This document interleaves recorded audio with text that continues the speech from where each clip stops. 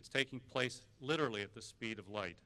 Probably since we started this session alone, there's been a few new technology solutions, and I use that word kind of loosely. A lot of things are gimmicks, and we are calling them solutions, so we have to kind of sort through all that. But I should be used to that change. My career really has been full of them. I started out as an L conductor for the CTA. I was the guy that drove all the Chicagoans to and from work on the subway each day. And after a 4-year stint of the CTA, I took a pay cut and became a CPA. Public sector union. I started working public accounting at Price Waterhouse back when there was a Big 8. And like many others of you, I went through that traditional training protocol where my 22-year-old boss told me to go count retained earnings. And after that initial hazing and a tremendous amount of learning in public accounting, I migrated over to industry and business, where I've spent the majority of my career. I worked for both large and small, public and private company. Originally, I was hired by a PW client that was going public, and there I was tasked with that kind of exciting work back in the 80s of writing SEC offering documents. And at the time, it was very cool pulling the all-nighter at the printer. I spent 10 years working in 5 different finance positions, doing a variety of jobs, from working on successful offerings to working on unsuccessful offerings. I was bought and I was sold. After bumping around, I finally landed as CFO of Reliable Corp, a family-owned business here in Chicago. That was where I really learned the holistic view of business, including the interaction and intersection of family and business. Finance man, tax guru, estate planner, counselor, shrink, and referee, I wore all the hats. After selling the Reliable business to Boise Cascade, I landed at my current spot in 1996, where I serve as COO, CFO, and member of the board of directors for Edward Don. It's a very large family-held national distributor with 6 distribution centers and well over 1 million square feet of office and warehouse space. So you may be asking yourself, why is an industry guy chair of the Illinois CPA Society? Well, I'm one of 6,800 industry and business members here in Illinois. And regardless of what type of work we do as CPAs and finance professionals, we often share some of the same concerns and challenges. Let me tell you about some of the challenges and changes I see. The role of the finance professional continues to expand daily. We are typically the one internal folks turn to when they run out of options. We are the last line of defense. We are expected to be experts on technical issues, strategic issues, healthcare reform, and IT developments, just to name a few. We are the investor, strategist, and sometimes the one that's simply paid to say no. Whether we are CFOs running a business or practitioners running a firm, we must possess a river of knowledge that's a mile wide and an inch deep. And with those expanded duties comes escalating pressures. On any given day, I'm dealing with issues ranging from our upcoming office move to a 10-year strategic plan for the company to estate planning strategies for the family. Also dealing with the type of vending machine we should install in our new building. Here's another example of change. This is kind of interesting. The marketplace is actually becoming, in cafeterias, the cost of those vending machines are getting very expensive. So what the vending companies want to do now is set up displays where you, much like Dominic's or Jules, pick up what you want, take it to a scanner, and then swipe your credit card. It's called the marketplace at work. It's yet another example of change where fresh fruit and yogurt are replacing the coveted Twinkies and chips by our employee committee. At the end of the day, however, we must cut through all this clutter and make sure we have the right information in the right context to make the right decision. There is no room for error on the big decisions. And in industry, there is no committee. There is you and your training and your instincts. Adding to that pressure cooker is the running list of worries that keep us up at night. Adapting new technologies and new terms. BYOD to social media. That's a project we're having at work. Bring your own device. What do we allow? What do we allow to be accessed through work, Facebook, Twitter, and how do we secure it? It's a very big deal to the younger generation that we allow these things. It's fingernails on the blackboard for our IT professionals. Co-hosting, outsourcing our computer system in the cloud. I didn't even know those words a few years ago, but that's what we're doing at work, where the computer room isn't on site anymore. It is up in Wisconsin and accessed nationally through the cloud. So those are all new words to us and all new issues and security-related matters. The global economy impact on our business. Yes, we source products from around the world, and we do have effects of Europe and the Far East on our business, so we have to be aware of those. LIBOR, is it real or is it not? We're a borrower, a net significant borrower, and all the LIBOR news is kind of spooky to us as well. Impact of health reform and taxes on our bottom line. What are the rules and when do I get to know them so I can react to them? Of course, Washington and Springfield and all comes with that, tax reform, fiscal cliffs. We're expected in the boardroom, the finance people, to be able to talk about this stuff, and you have to be up to speed on it. And finally, the need to train, find, and retain the best staff. Realizing that I can't do it all by myself, I become very good at, I don't know, but let me find out. Employee engagement is a term I have learned from my HR brethren. It means, is your staff paying attention? Are they interested? Do they really care? And are they loyal? It has been well noted, people don't quit jobs, they quit bosses. Probably one of the biggest headaches that I battle is making sure we have staff engaged in the business. Show you care, teach, train, and mentor. Help them make decisions and exercise control. It does not come natural. We need to provide meaningful training for staff and, frankly, for me. Soft skills and technical skills. Information is literally at our fingertips, almost too much information, anytime, anywhere. But finding that right piece of information that you need at the precise moment you need it can be elusive. I know training is important, and I know that I not only need to make sure my staff is receiving training, but they are receiving it on the specific matters that are important to do their jobs. But I'll be honest, finding the time to make that happen often slips way down on the bottom of my to-do list. I have often said it would be great if we could just outsource that area. That's why I'm actually pretty excited about the Society's new Knowledge Hub learning management system.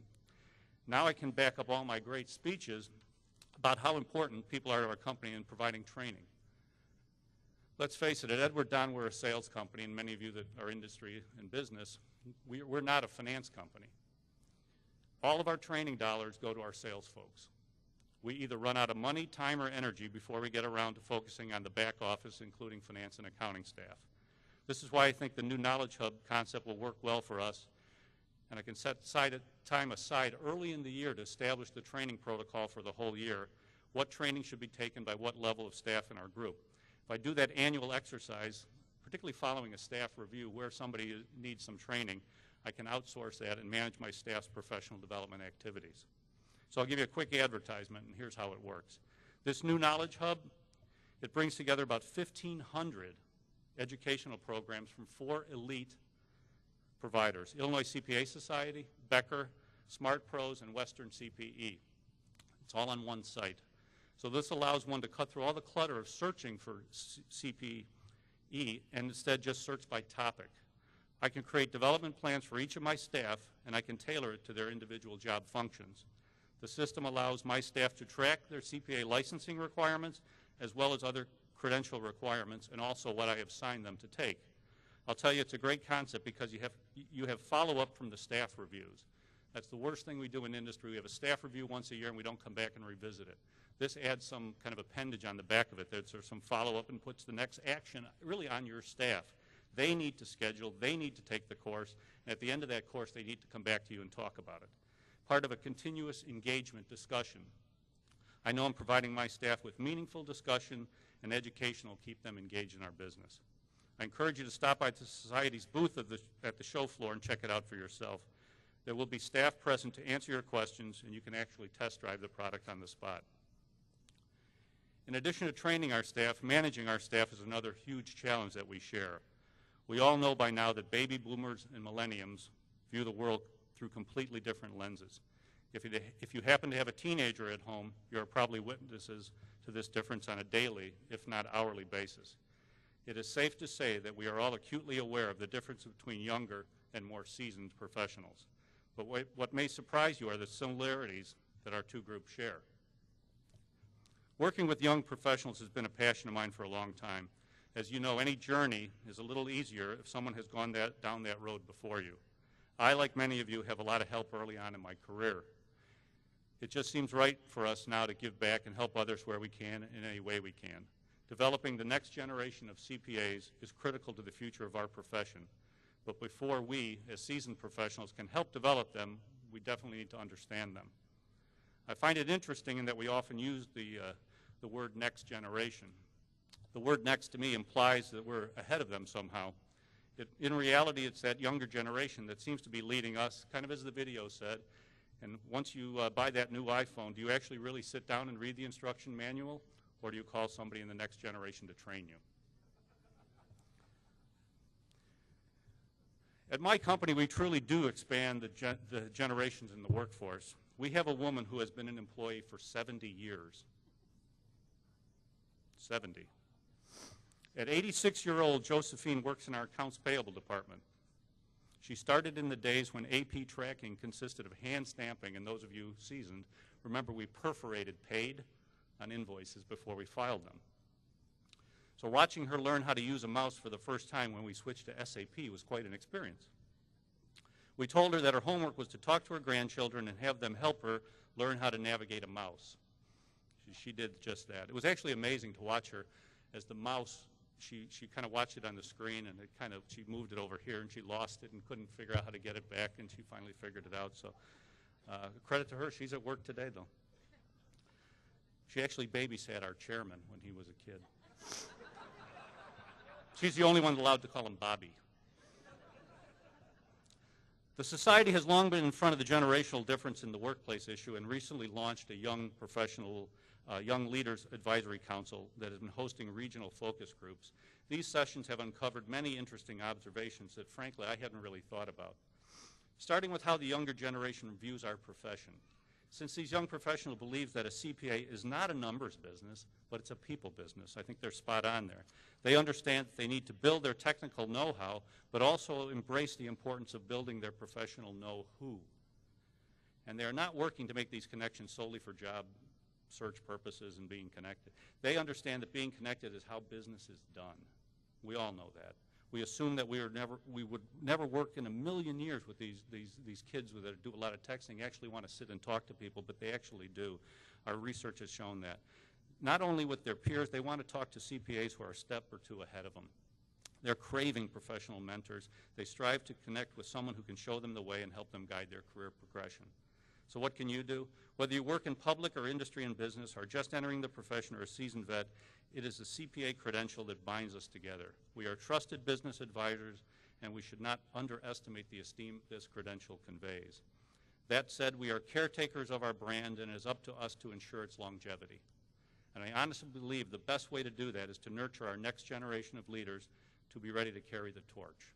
So I ask each and every one of you today to spend some time becoming a mentor to a younger professional. It doesn't have to be a formal thing. Simply start a conversation, take them to lunch, introduce them to someone at work. Just make a connection and share your knowledge. For me, I now never take a meeting really on my own at work. I always bring along a younger staff member with me. This provides them with the opportunity to see how things fit together in the bigger picture and provide exposure to another level.